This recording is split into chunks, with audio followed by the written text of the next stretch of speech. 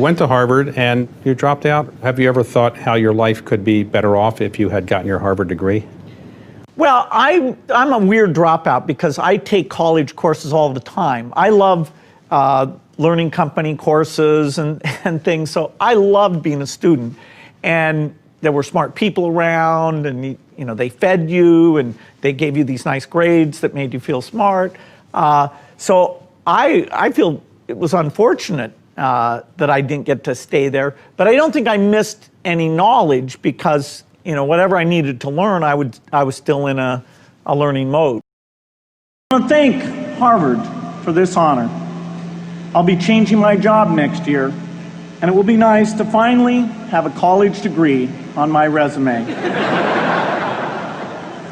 I applaud the graduates for taking a much more direct route to your degrees. For my part, I'm just happy that the Crimson called me Harvard's most successful dropout. I guess that makes me valedictorian of my own special class. I did the best of everyone who failed. But I also want to be recognized as the guy who got Steve Ballmer to drop out of business school.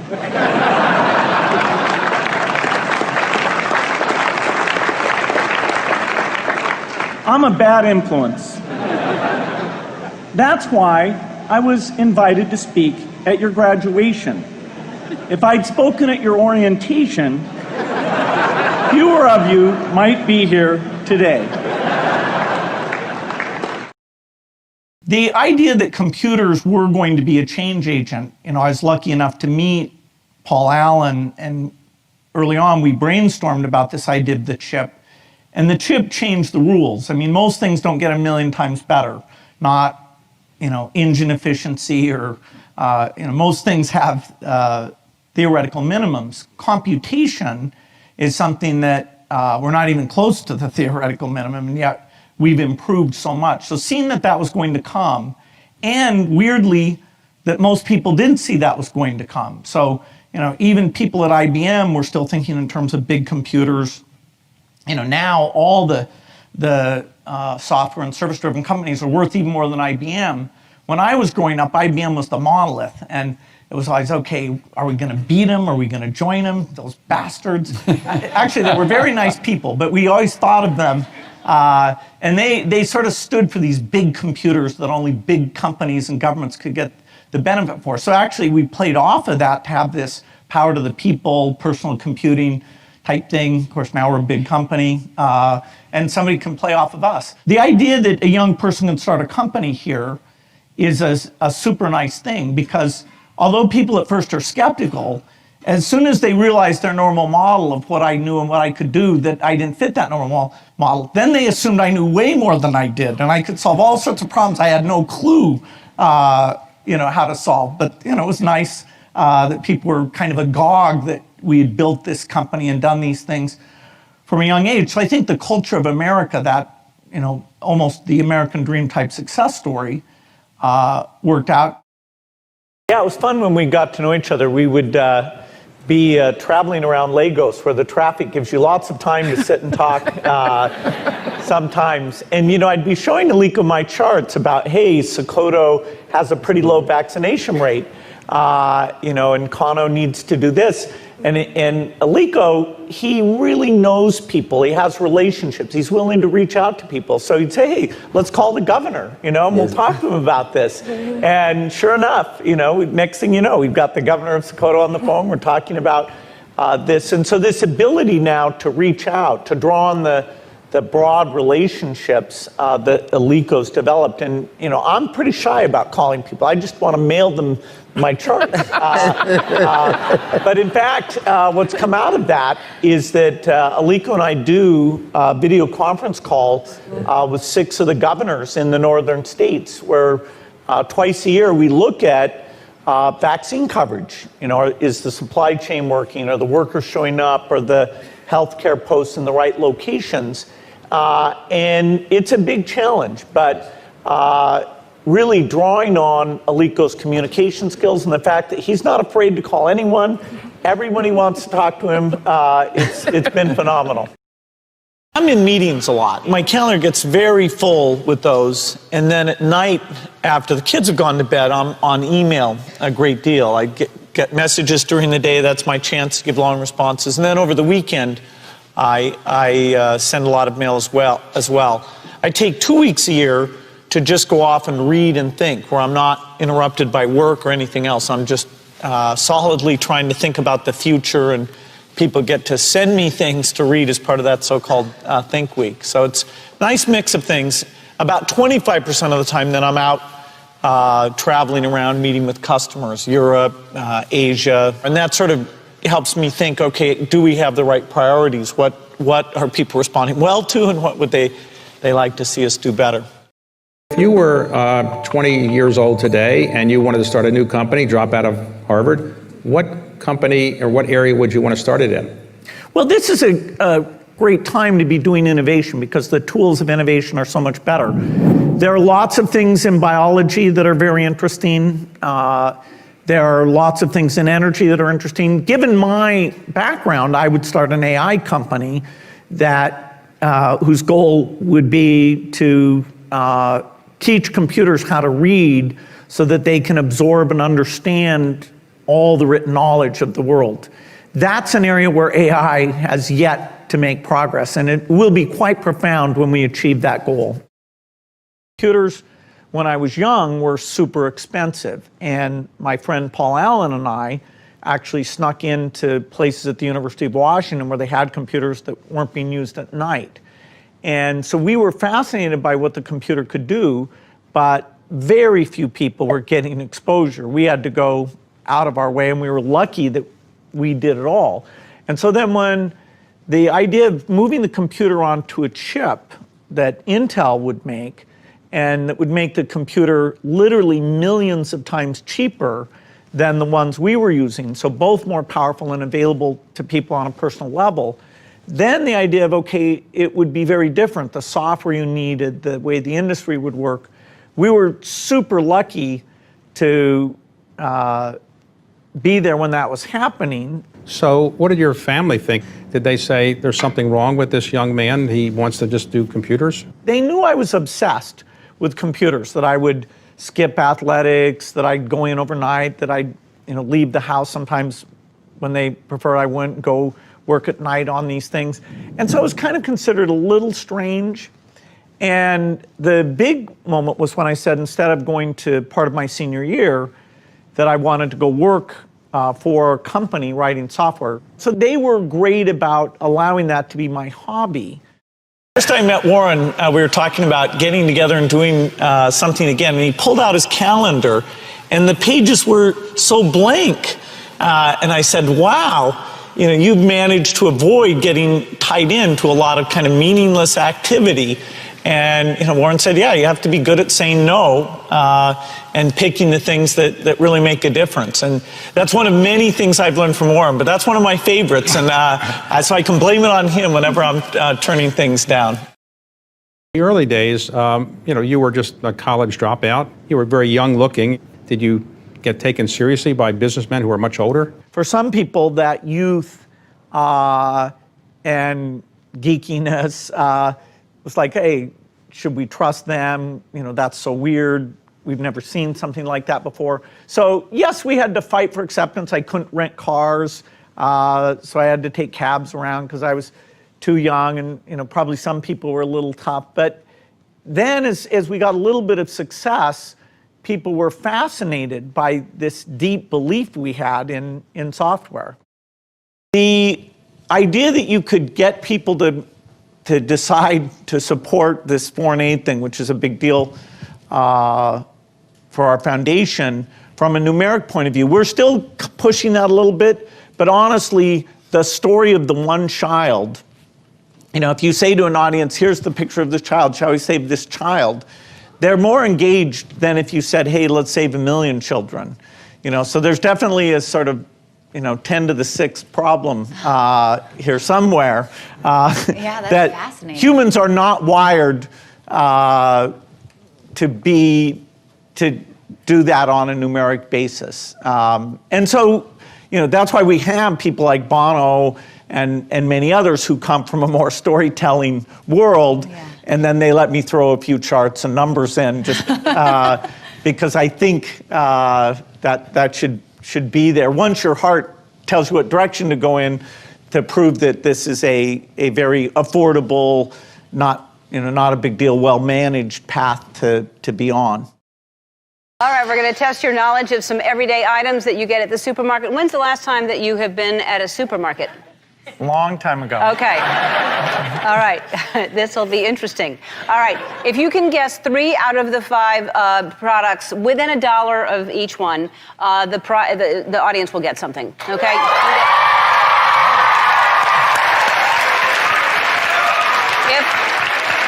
If you get all of them, we'll pay off your children's student loans. No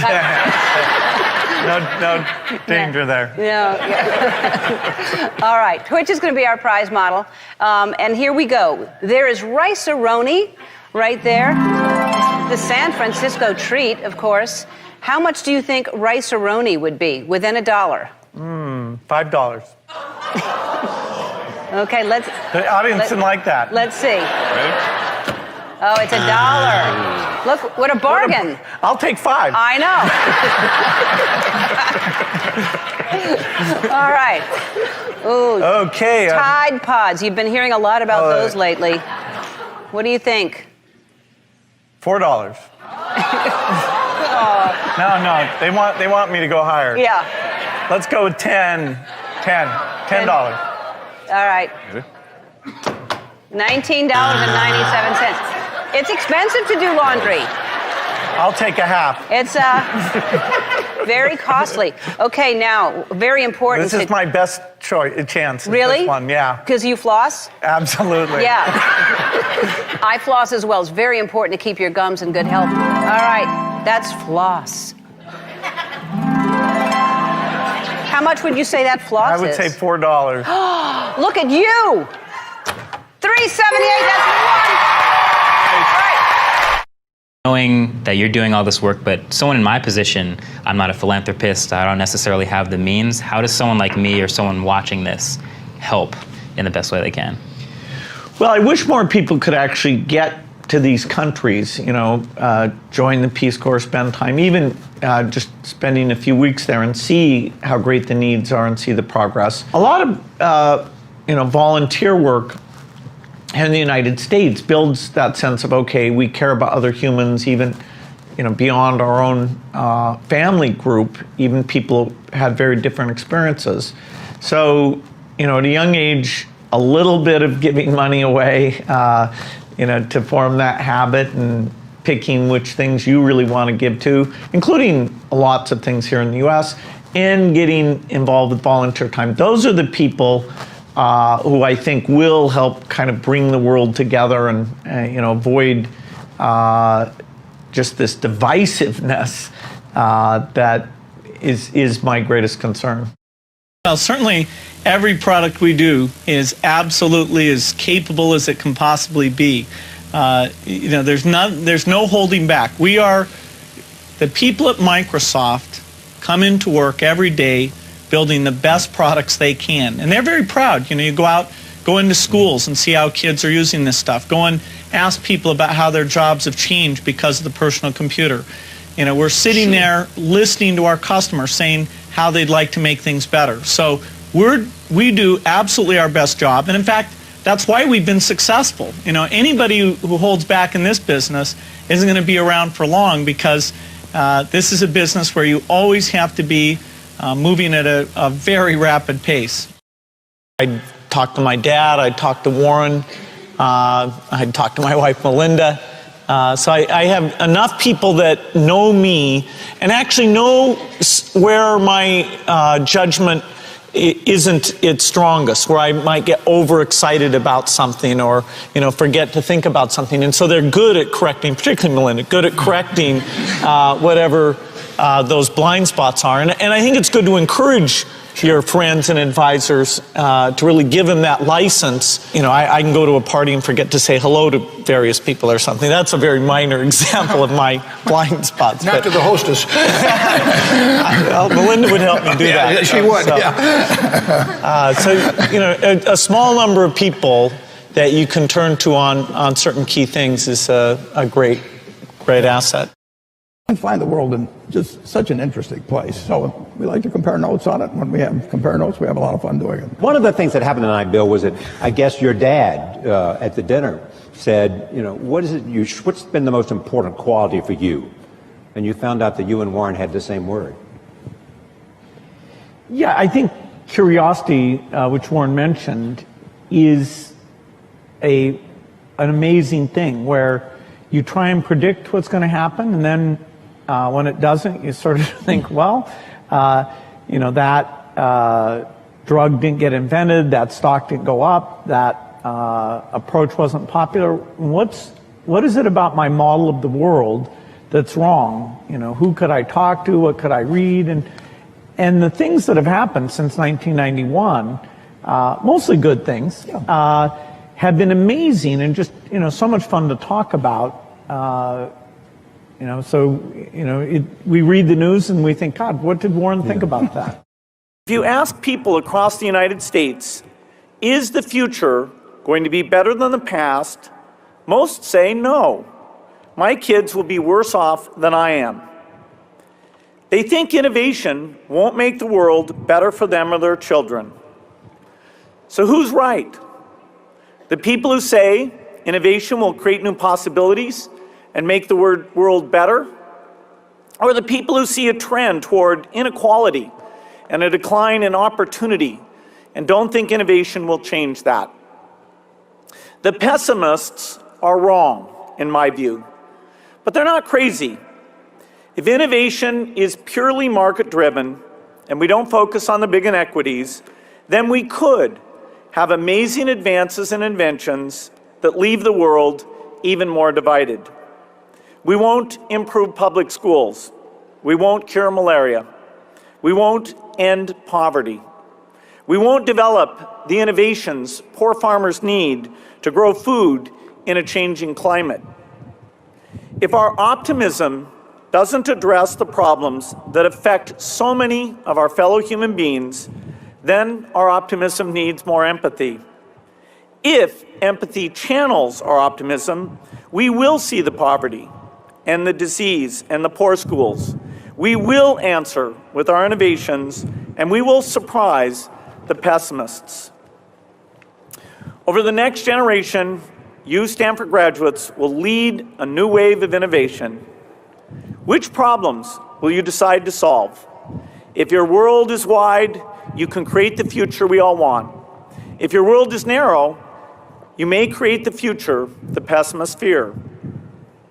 I started learning in Soweto that if we're going to make our optimism matter to everyone and empower people everywhere, we have to see the lives of those most in need. If we have optimism without empathy, then it doesn't matter how much we master the secrets of science. We're not really solving problems, we're just working on puzzles. I think most of you have a broader worldview than I had at your age. You can do better at this than I did. If you put your hearts and minds to it, you can surprise the pessimists. We're eager to see it. When I started Microsoft, I didn't think of it as all that risky. I mean, I was so excited about what we were doing. It's true I could have gone bankrupt, but you know, I had a set of skills that were highly employable, and in fact, my parents were still willing to let me go back to Harvard and finish my education if I wanted to. You've always got a job with me, Bill. And the thing that was scary to me wasn't quitting and starting the company. It was when I started hiring my friends and they expected to be paid. And then we had customers who went bankrupt, customers that I'd counted on to come through. And so then I got this incredibly conservative approach that I wanted to have enough money in the bank to pay a year's worth of payroll, even if we didn't get any payments coming in. And I'm almost true to that the whole time. We have about 10 billion now, which is pretty much enough for the next year. Anyway, if you're going to start a company, it takes so much energy that it better overcome your feeling of risk. I don't think that you necessarily, if you're going to start a company, should do it at the start of your career. I think there's a lot to be said for working for a company, learning how they do things. If you're young, it's hard to go lease premises. They made that hard for me. You couldn't rent a car when you were under 25 at the time, so I was always taking taxis to go see customers. People would say, well, we're going to go have a discussion in the bar. Well, I couldn't go to the bar.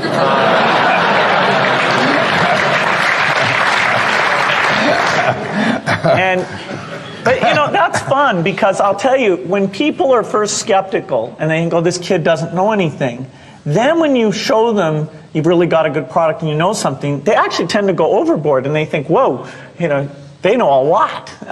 Let's really do an incredible amount with these people. So our youth, at least in this country, was a huge asset for us once we reached a certain threshold. It's hard to hire older people because they'll be a little bit conservative about whether they should come and take the risk. And it took 3 or 4 years before we could go out into the normal sort of employment pool. But those problems that come with starting a firm, you better think of those as part of the pleasure, part of the challenge that is part of the excitement. So you are here with your daughter, who is 21, right? And you were 21 when you became a billionaire. Is that right? Almost, yeah. All right, so around that age. You were like the youngest person to become a billionaire. Is that right?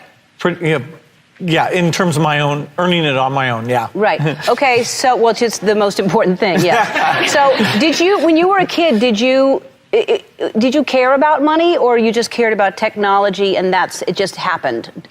Mostly I love software. I do remember at the private school I went to, there were other kids whose families were better off, like they had a Porsche or something, but it wasn't that big of a deal. My thing was that I just loved doing software, I loved hiring people, and I was stunned when it ended up being so valuable. Really? Yeah. It surprised you? Yeah, because I always had to be careful that we wouldn't hire too many people. I was always worried because people who worked for me were older than me and they had kids, and I always thought, well, what if we don't get paid? Will I be able to meet the payroll? So I was always very conservative about the finances. And then when we did go public, what was I, 30 by then I was kind of stunned at what it multiplied out to. Well, I think throughout our history, we wake up every day knowing that in the business of technology, you have to think about what are you missing? What is the research or customer feedback that you should be paying more attention to? And how do you keep that pace of innovation very, very high? How do you make sure you're hiring the very best people? And that kind of focus has helped drive us forward through all the milestones the company has had. Certainly the internet is a great example of that. We had to tear up our plans and step back and say, well, how do we really embrace all that's good about the internet and recognize some of the shortcomings and make sure we're leading the way in reducing what has held people away from the internet.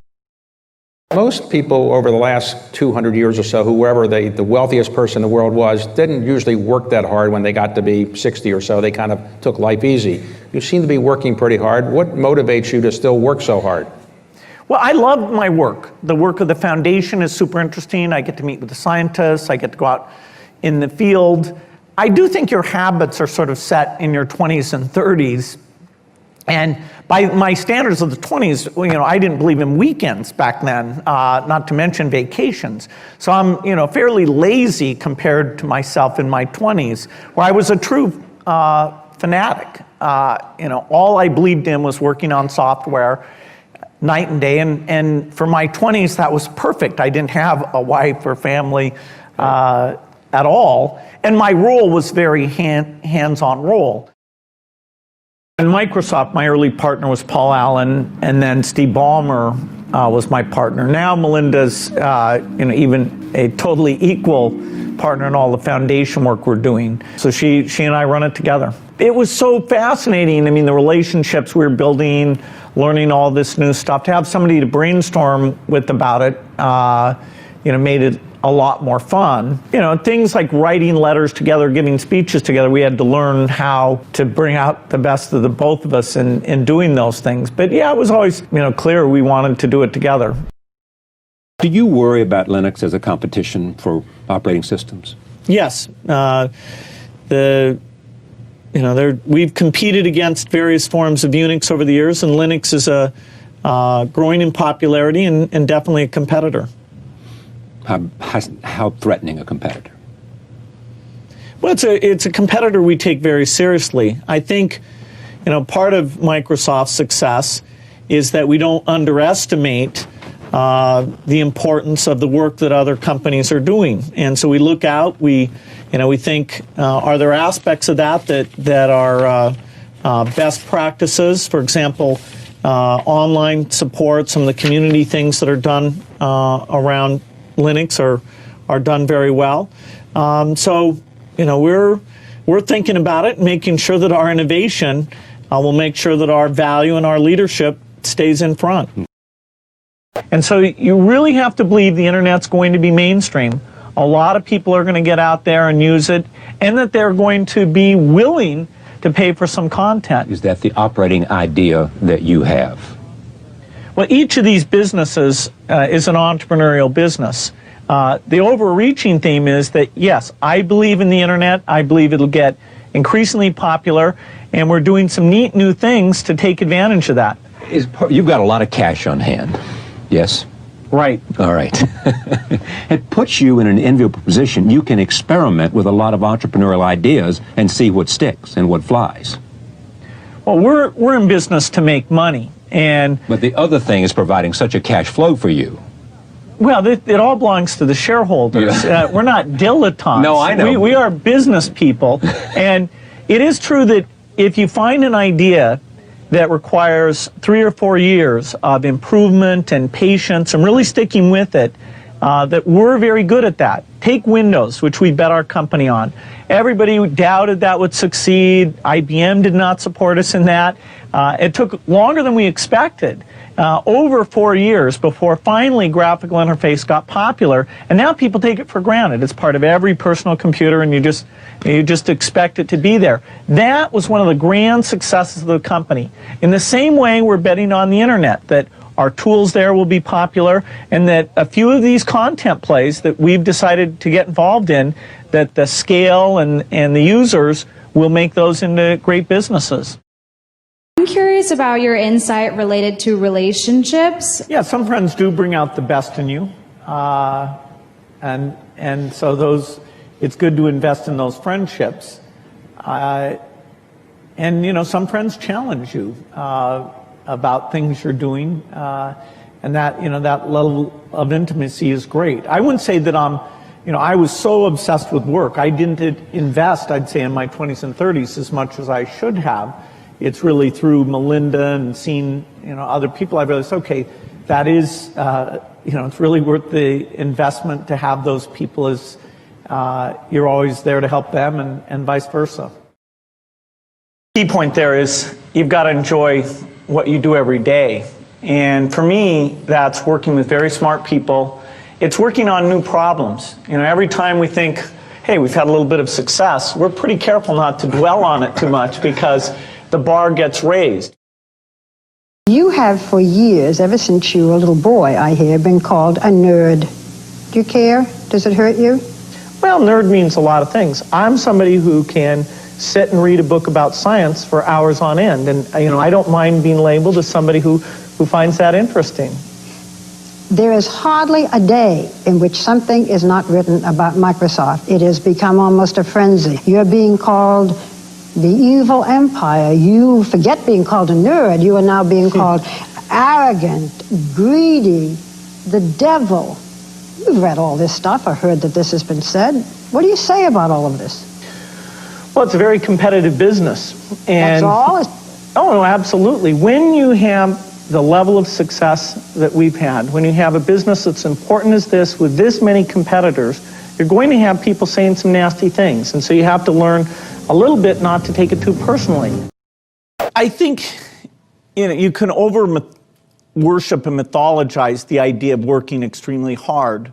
For my particular makeup, I mean, it really is true that I didn't believe in weekends, I didn't believe in vacations. I mean, I knew everybody's license plate, so I could tell you over the last month when their car had come and gone from the parking lot. So I don't recommend it. I don't think most people would enjoy it. Once I got into my 30s, I could hardly even imagine how I had done that. Because by then some natural behavior kicked in, and I loved weekends, and my girlfriend liked vacations, and that turned out to be kind of a neat thing. Now I take lots of vacations. I mean, my 20-year-old self is so disgusted with my current self. I was sure I would never do anything but ride and coach. Now I have a plane. So it's very much counter-revelations have taken place at high speed.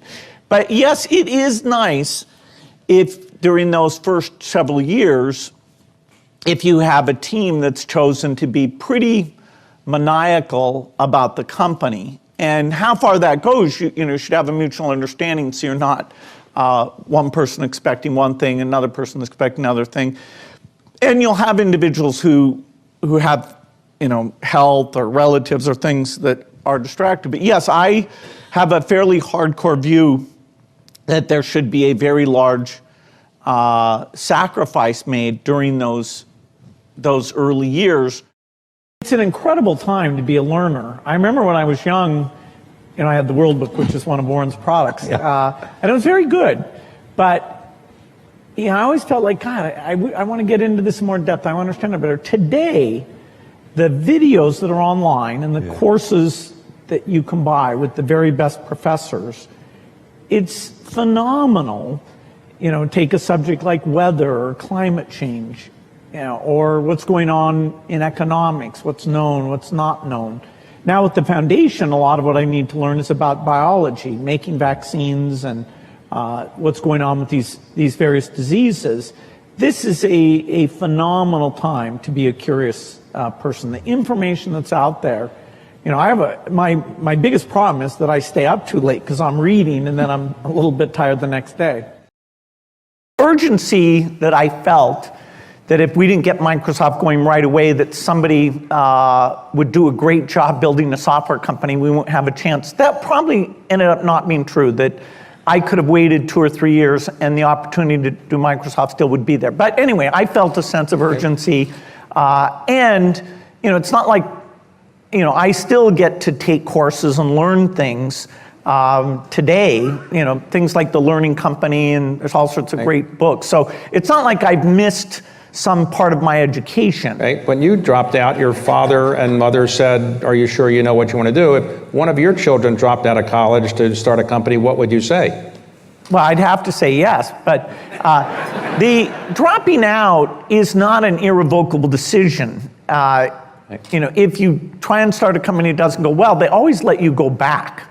And so if you don't have, kids that you need to support, it's a very low risk thing, particularly in the culture of the United States, where trying to start something and failing is not a black mark for the rest of your life. I think the quality that has helped me in lots of things is a kind of measurement scientific framework where I go in and say, did anybody handle this well? What are the very best practices?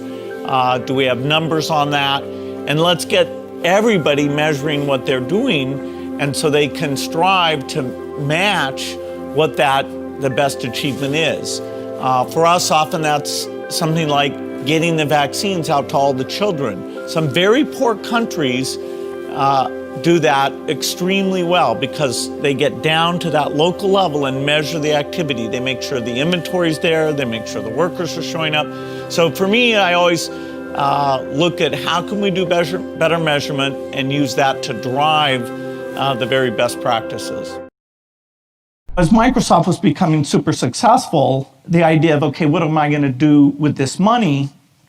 I could spend a little bit on myself, and I could give some to kids and, make sure they got a good education, whatever.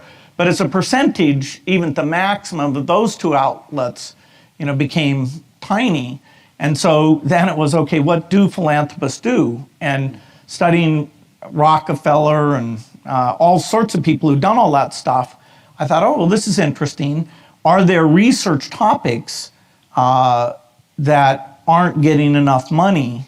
And that's where I started to learn about global health and realized that, like malaria, nobody was putting any money into malaria. The US Army historically had put money in because troops were exposed to malaria, but then they got these drugs, prophylactic drugs like mefloquine, lariam, and so they didn't need to put any more money into it.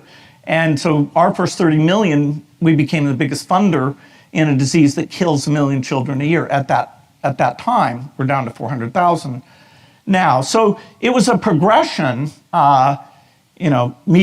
working with Paul Allen in high school, working with Steve Ballmer at Microsoft, then meeting and marrying Melinda. Each of those, were very, very important in getting my mind, shaping whatever abilities I have towards something worthwhile.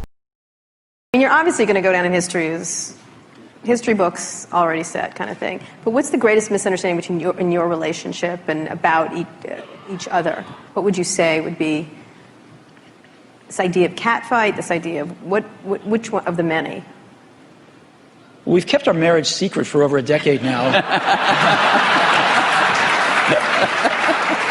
Canada, that trip to Canada.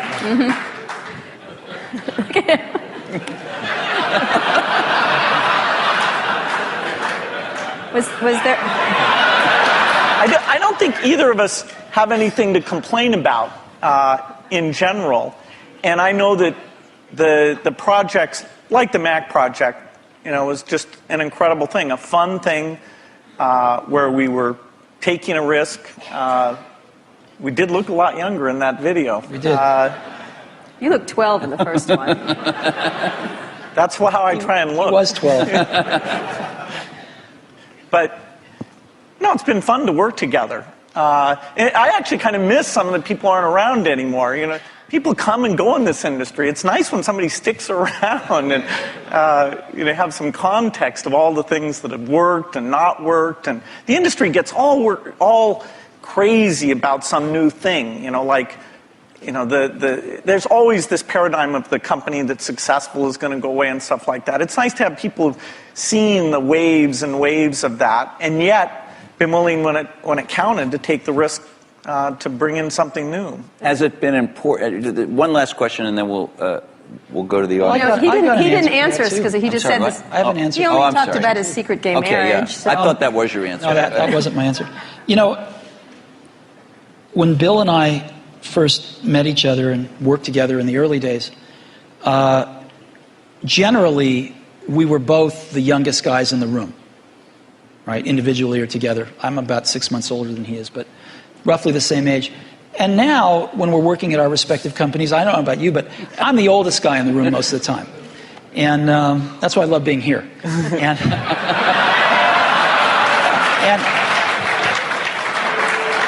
so happy to oblige. Happy to oblige. And I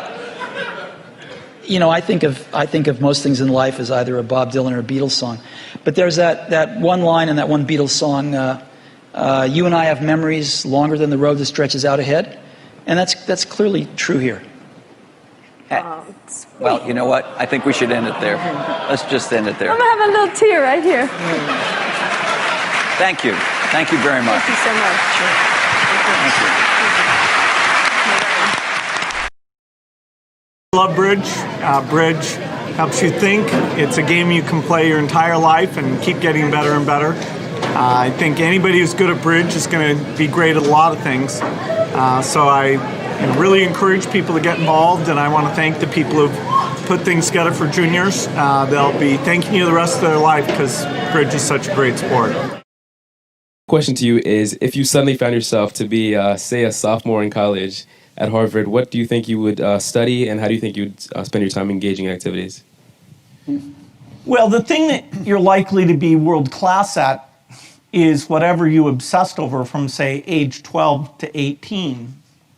You know, in my case, it was writing software, where I would think I was good, and then I would meet somebody who would tell me I wasn't, and I would look at their code, and I went through 4 sort of comeuppances of, oh, that's what a really good programmer looks like.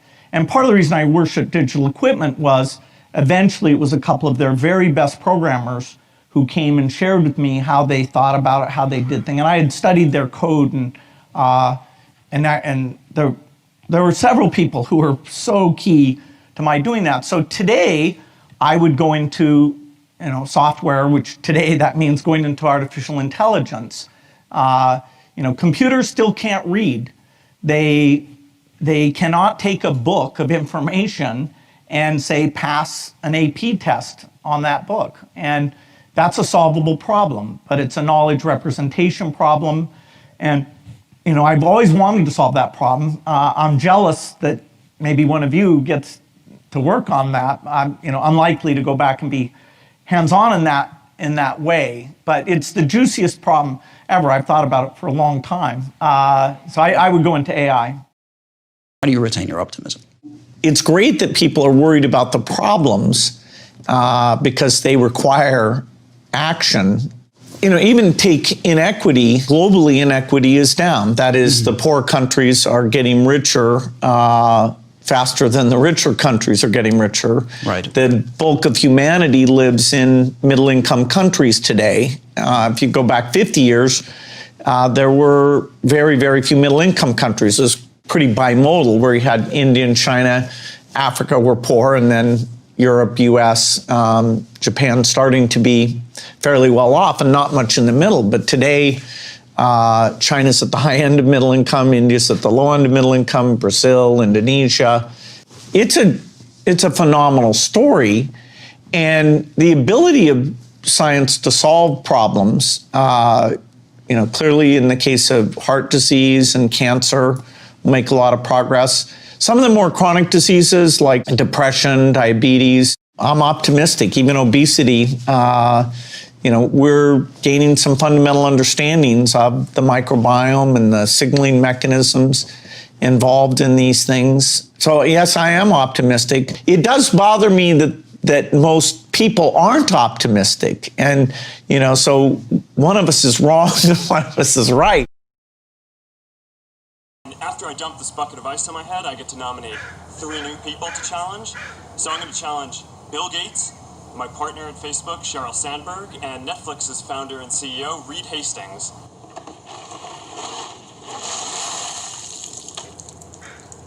I'm glad to give to ALS. It's a great cause, but I want to accept this challenge. I want to do it better than it's been done.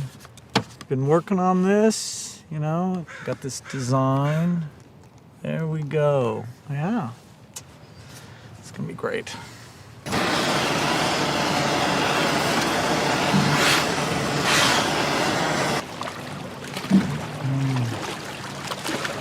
I'm here to join the people bringing attention to Lou Gehrig's disease by taking the ALS Ice Bucket Challenge. I'm going to challenge 3 more people: Elon Musk, Ryan Seacrest, and Chris Anderson of TED. Consider yourself challenged. You have 24 hours. Good luck.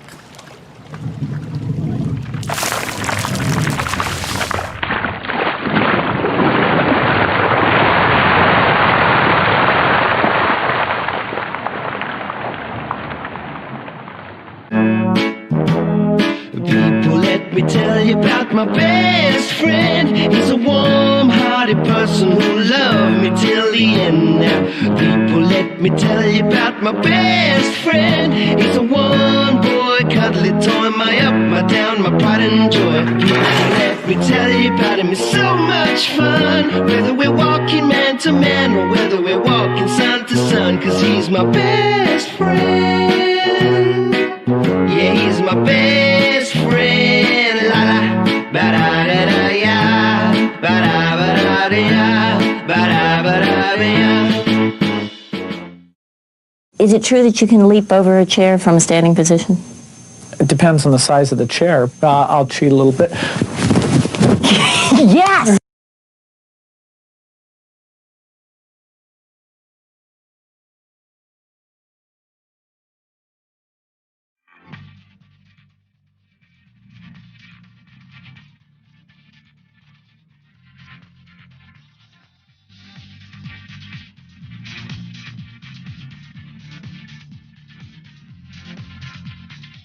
By the way, I believe in winners and losers, and especially the freedom to fail. Who? Him? Who? Him? Who? Him? Him? Who? Me? Da, da, da. No way! What is love? Baby, don't hurt me. Don't hurt Oh, behave.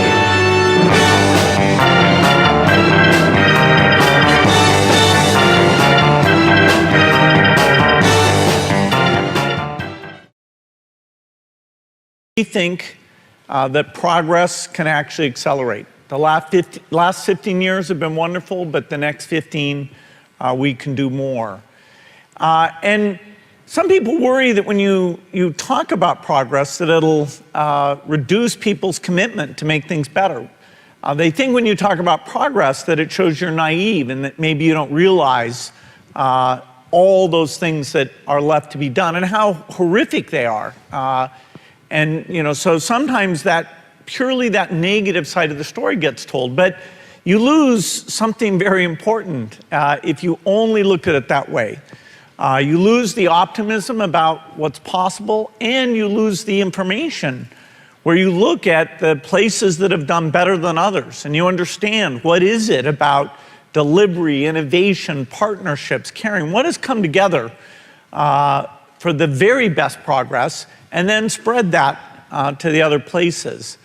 That's what will help us drive at full speed. Don't see another business. You're not going to get in the movie business. You're not going to get in the banking business. You're not going to get in the automobile business. You're not going to go with Warren and get in the insurance business. There's no business out there that you say, this is so attractive, the return is even greater than it is pouring more money into Microsoft. We're a software company. What we do well, what we love, what we know is building great software. We did make some minority investments in other companies, some cable, other telecommunications. Some of those did okay, some did less than okay. And so that was a bit of a lesson to us, but we never took control of anything in that space, because what we know how to manage and develop and really pursue a vision in is strictly software. One habit that I developed when I was at college that was actually a very bad habit, which was I like to show people that I didn't do any work and that I didn't go to classes and I didn't care. And then at the very last minute, like 2 days before the test, I'd get serious about it. And people thought that was funny. That was my positioning, the guy who did nothing until the last minute. Then when I went into business, that was a really bad habit. And it took me a couple of years to get over that. Nobody praised me because I would do things at the last minute, and I tried to reverse to students I didn't think that highly of, who were always organized and had things done on time. I'm still working on it, but procrastination is not a good habit. Bill can change clothes in the car.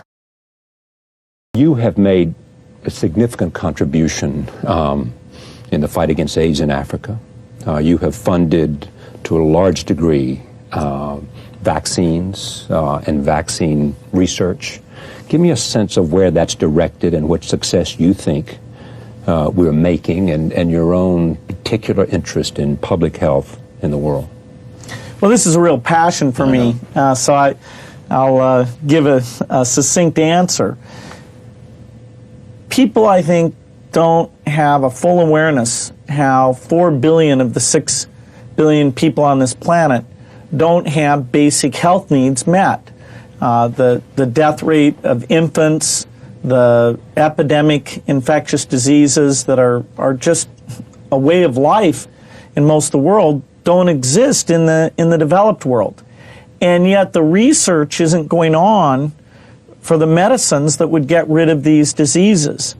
Even diseases like tuberculosis, where for a few $100s lives can be saved, that's not being done. Vaccines aren't being moved from the rich world to the poor world. AIDS is the most extreme, where the prevention measures that could prevent this from becoming a huge epidemic in countries like India, Nigeria, and many countries where it's not in huge percentages Hasn't reached the today. proportions of Africa. The right things, I think, are not being prioritized. So the foundation that my wife and I have taken as its top priority these world health issues, the research, getting the vaccines out, and it's been fascinating to learn about this and to try and say that all these lives, the lives all over the world, should be treated with the same value that we treat lives here in the rich world. So just to sum up, in a sense, I mean, what you have learned from your own involvement, from funding it in terms of more money than had ever been applied, is that it can make a difference. Absolutely. Millions of lives can be and should be saved through these efforts. And we can make a difference, and we can encourage others to get involved. That was my last question. Is that happening as you fund these efforts? Is it becoming a kind of wedge that other governments and other foundations and other sources are following suit or matching? Yeah, we've seen a good start, I would say. The vaccine fund we put together, we put in $750 million now. Governments have agreed to put up $500 million in addition to that. In the AIDS area, some of the things we've backed have been able to attract additional money. Having said that, this is a cause that somehow deserves more visibility, because when you talk to people about this and they hear about malaria or AIDS, they really do care, and they think their government's doing more. And so, when I'm not working, a lot of my creativity is going into what could be done to show people that their money would be well spent, it would make a difference, and try and make sure that world health gets more priority. Then you can save lives. That's what it's all about. Historically, the newspapers or the media were very responsible about not letting untruths about vaccine safety get out there. Now, it's, you don't want to get rid of the good thing, which is that anybody can publish. Right. The barriers to entry, the diversity of voices is so phenomenal compared to traditional publishing. Right. I feel like, and you have a bit of a YouTube presence, so you're able to share information about things through social media. It's kind of a social media age, so I feel like that ideally helps your cause more than it hurts it. Yeah, my audience probably isn't deep with the vaccine doubters. Okay, fair. But in a creative way, trying to get positive messages to be interesting, and we have work to do on that. I would have thought, using experts and scientific knowledge, that all the internet would just make it so much easier to learn about things, and yet in some ways, people aren't seeking out complex information, particularly if it disagrees with some preconceived notion that they have. So, how can social media get out there and be a little bit of a force for education, particularly on climate, where without a consensus, we won't do the hard things that will save things for the next generation. My best business decisions really have to do with picking people. Deciding to go into partnership with Paul Allen is probably at the top of the list. And then subsequently hiring a friend, Steve Ballmer. And having somebody who you totally trust, who's totally committed, who shares your vision and yet has a little bit different set of skills, and also acts as a check on you. Some of the ideas you come up with, you run by them because they're going to say, hey, wait a minute. have you thought about this and that? And just, the benefit of sparking off of somebody who's got that kind of brilliance. It's not only made it fun, but it's really led to a lot of success. So picking a partner is crucial.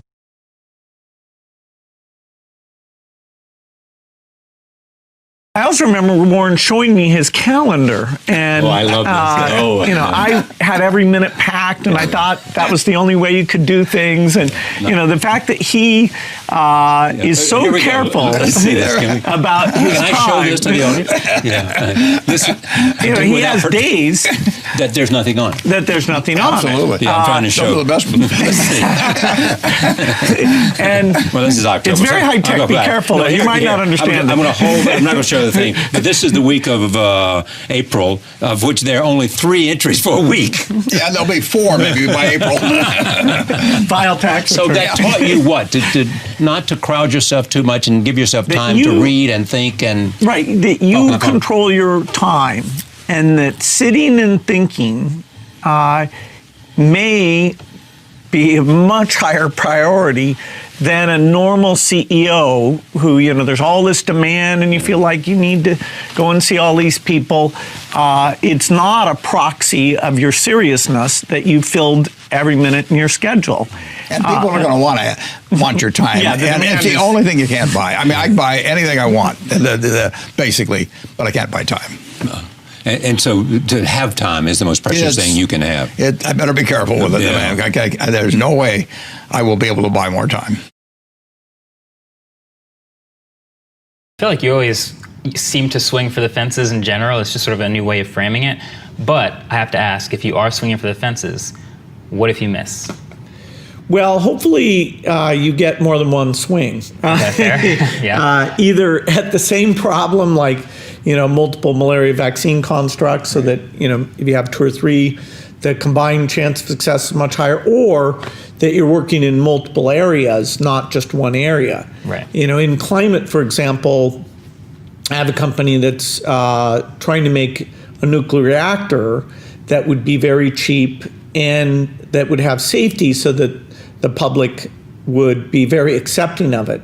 Yeah. Now, even I realize that's high risk, less than 50% chance all that comes together. And yet, if it did, and the only reason I'm involved is it would really help with climate, let us generate electricity without any greenhouse gases. Have you come to this conclusion that we are doing the thing we ought to be doing, and there's no way for us to go spend this money that makes sense to me? Well, I'd say we're very proud to have been financially conservative throughout our history. And that's included not having debt, having enough of a cash balance, that even in tough times for the industry, we can maintain our long-term research agenda. And so we can pursue ideas through the cycles that our entire business goes through. Now, we've taken some of our profits and done stock buybacks. Right. We're one of the, over the last year, I think one of the 2 or 3 biggest buyers of our own stock. We are looking at some acquisitions that sometimes are done on a cash basis. And the board is very careful to make sure that we're smart about financial management. Hello, I'm Bill Gates, Chairman of Microsoft. In this video, you're going to see the future, Windows. Microsoft first came up with the Windows concept back in 1983. And today, the leading software users have switched into the Windows environment. It's really incredible how quickly our powerful applications like Word and Excel and PowerPoint have been adopted. It's not just Microsoft applications. Even companies like WordPerfect and Lotus have now come out with Windows applications. And every week we see new innovative work. It's really attracting all the innovation in the industry. We predicted this a long time ago, and now it's the future. early days, you described yourself as a nightmare boss. Those are your words, not mine. Was your work ethic just very different to everybody else's? I was fanatical in my 20s. Helping Microsoft lead the way in software was the only thing that I really focused on. So, I worked weekends, I didn't believe in vacation, and so I really pushed people to work hard. And I was still learning how to manage people, particularly the different skill sets, the sales people, the accounting people. And so, I fortunately, I think I'm a little bit better now. You were starting Microsoft. There were a lot of other software companies, and you were not number one at the beginning. I think there were others who were a little bit further ahead. What was it that enabled you to beat everybody else up in the software business? Was it Bill Gates? Was it something else? What was the unique factor that made you the most successful? Yeah, we were actually the first, but there were companies, and they were all kind of single product companies who got ahead of us in terms of sales. By about 1991, we did become the largest of all of them. We were an engineering company. We were about how you hire smart people and how you use tools to develop software broadly. We were global, and we weren't about a single product. So for example, WordPerfect was a word processor, somebody might remember. They did so well with that product that their gross sales rivaled ours when we were doing a broad set of products. As soon as graphics interface caught on, which was Windows that became mainstream in 1995, we became far larger than the other software companies. Now, subsequently, Google, Apple, Amazon have become also extremely successful. But in the 90s, we were the strongest by far. The people who end up being successful are often, not always, but pretty fanatical about the thing they're trying to do. I remember one industry panel where there were about 7 people, and the debate was, would the computer interface be this character mode thing, or would it be graphics user interface? And at the time, the graphics user interface stuff was so slow, it was laughable. And writing software was so bad, it was Windows 1.0. And so the people on the panel were saying, no, this is kind of a stupid thing. And I was saying, no, believe me, this will be great. And one of the guys on the panel said that hey, Bill is wrong, but Bill works harder than the rest of us, so even though it's the wrong solution, he's likely to succeed. And that was the best compliment I ever had, was that just by working day and night, I could send the industry in some funny direction. So, I was fanatical in that period of time. That is, I didn't believe in vacation, I didn't believe in weekends. So it turned out that worked for me, that we got our company going at a speed that allowed it to make mistakes faster than other people were, and kind of see those mistakes. Yeah, if you want to have impact, usually delegation's important. Although, individual contributors in terms of inventing a drug or a new approach to things, that's phenomenal. So when Microsoft first got started, I wrote most of the code, and everybody else's code I read and kind of rewrote. And that got us up to 10 people. And then I had to say to myself, okay, we're going to ship code that I didn't edit. And that was hard for me. But I kind of got over that. Then I still said, okay, I'm going to interview everyone, and I'm going to at least look at samples of their code. Well, that got us up to about 40 people. And that was at a point where I had sold way more software than we could write because everybody was so impressed. And I thought, well, I need to collect enough money to keep hiring all these people.